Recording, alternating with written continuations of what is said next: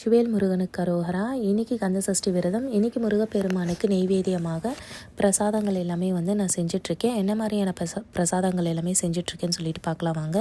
First நம்ம பால் நம்ம காய்ச்சிக்கலாம். ஏன்னா இன்றைக்கி பார்த்திங்கன்னா கர்ட் ரைஸ் செய்ய போகிறோம்.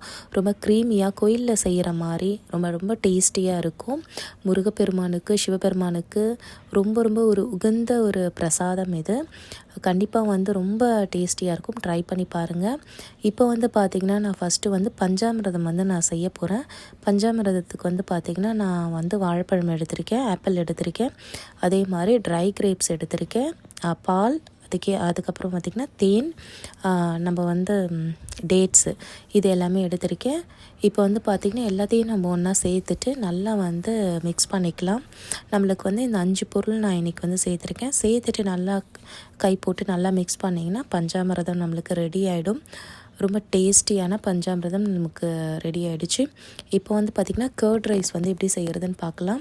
இதுக்கு ஒரு கடாய் வச்சுக்கோங்க. இதில் ஒரு 2 டேபிள் ஸ்பூன் எண்ணெய் சேர்த்துக்கலாம். கடுகு ஒரு 1/4 ஸ்பூன் சேர்த்துக்குங்க. சீரகம் ஒரு 1/4 ஸ்பூன், மிளகு ஒரு 1/4 ஸ்பூன் சேர்த்துக்கலாம். நல்லா கடுகு பொரிஞ்சோன்னு பார்த்திங்கன்னா இதில் ஒரு டேபிள் ஸ்பூன் பார்த்திங்கன்னா நம்ம கடலைப்பருப்பு நம்ம சேர்த்துக்கலாம்.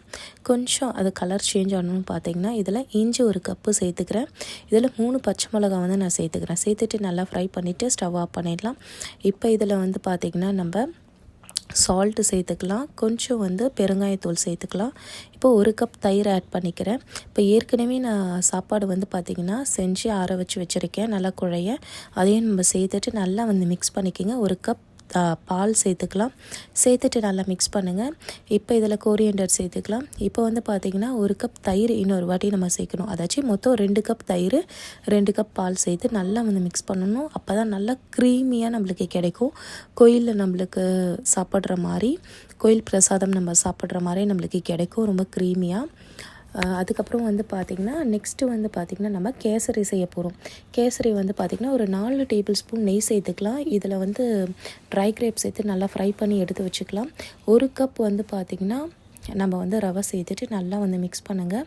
மிக்ஸ் பண்ணிவிட்டு 2 கப் தண்ணி சேர்த்துலாம் நல்லா மிக்ஸ் பண்ணுங்கள். இப்போ நான் இதில் எந்த ஒரு கலரும் சேர்க்கல. இதில் நான் டர்மரிக் மட்டும் தான் சேர்க்குறேன். ஒரு சிட்டிக்கை சேர்த்துட்டு நல்லா மிக்ஸ் பண்ணுங்கள். இதில் 1.5 கப் சுகர் ஆட் பண்ணிக்கலாம். ஆட் பண்ணிவிட்டு நல்லா மிக்ஸ் பண்ணிக்கோங்க. அவ்வளோதான், நம்மளுக்கு ரெடி ஆகிடுச்சு. ஏலக்காய் தட்டி போட்டுட்டு இப்போ ட்ரை கிரேப்ஸ் ஆட் பண்ணி நல்லா மிக்ஸ் பண்ணிக்கோங்க. அவ்வளோதான், நம்மளுக்கு எல்லாமே ரெடி ஆகிடுச்சு. இன்றைக்கி நான் 3 விதமான பிரசாதங்கள் செஞ்சுருக்கேன். ஒன்று கர்ட் ரைஸு, ஒன்று பார்த்திங்கன்னா நம்மளுக்கு கேசரி, பஞ்சாமிரதம் 3 செஞ்சுட்டேன். இப்போ முருகப்பெருமானுக்கு பார்த்திங்கன்னா நெய்வேத்தியமாக ஃபஸ்ட்டு நான் வீட்டில் பார்த்திங்கன்னா முருகனுக்கு சுவாமிக்கு நெய்வேத்தியம் வச்சு நம்ம வழிபட்டுட்டு அதுக்கப்புறம் நான் கோயிலுக்கு தனியாக எடுத்து வச்சுருக்கேன் எடுத்துகிட்டு போகிறதுக்காக. இப்போ பூ, பால் இது எல்லாமே வச்சுருக்கேன். பிரசாதங்கள் எல்லாமே வச்சுருக்கேன். இப்போ நம்ம ஹாங்காங்கில் இருக்க இந்து டெம்பிள் கிளம்பிடலாம்.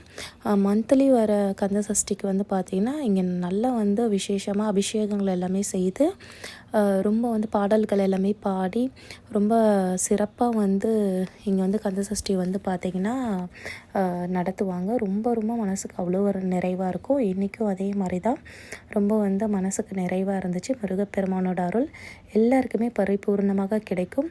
எப்போவுமே கந்த சஷ்டிக்கு பார்த்திங்கன்னா நம்ம மந்த்லி வர கந்த சஷ்டிக்கு நம்ம ஏதாச்சும் நம்மளுக்கு ஒரு கஷ்டம் வருது, இல்லை ஏதாச்சும் நம்மளுக்கு நோய் நொடிகள் இருக்குது, இல்லை நம்மளுக்கு குழந்தை வர வேணும், திருமண தடையாக இருக்குது, இல்லை வருமானம் நம்மளுக்கு தடையாக இருக்குது, தொழில் தடையாக இருக்குது, ஏதோ ஒரு தடை நம்மளுக்கு வந்துக்கிட்டே இருக்குது அப்படின்னு நினைக்கிறவங்க மந்த்லி வர கந்த சஷ்டிக்கு பார்த்திங்கன்னா நம்மளால் முடிஞ்ச நெய்வேத்தியங்கள் செய்து முருகப்பெருமானுக்கு நம்ம நெய்வேத்தியமாக வச்சுட்டு அதுக்கப்புறம் நம்ம எல்லாருக்குமே பார்த்திங்கன்னா நம்ம பிரசாதமாக கொடுக்கலாம்.